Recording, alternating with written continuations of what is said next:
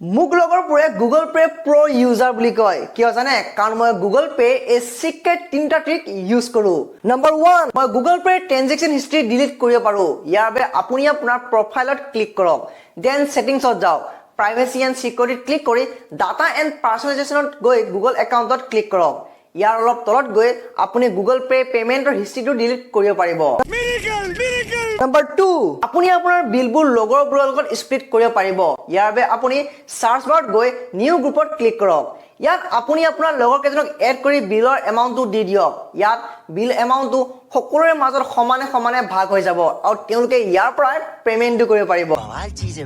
number 3 এই ট্ৰিকটোৰ বাবে আপুনি গুগল পে আইকনটো প্ৰেছ এণ্ড হোল্ড কৰক দেন স্কেন এনি কিউআৰ কোডটো টানি আনি আপুনি হোম স্ক্ৰীনত এৰি দিয়ক এতিয়া আপুনি ইয়াৰ পৰা স্কেন কৰি টকাটো পেমেন্ট কৰিব পাৰিব গজব তো আপুনি এই ট্ৰিক কেইটাৰ বিষয়ে কি ভাবে মোক তলত কমেন্ট কৰি জনাব নাপাহৰিব লগতে ভিডিওটো শ্বেয়াৰ কৰি দিয়ক যাতে সকলোৱে এই ট্ৰিক কেইটাৰ ফায়দা উঠাব পাৰে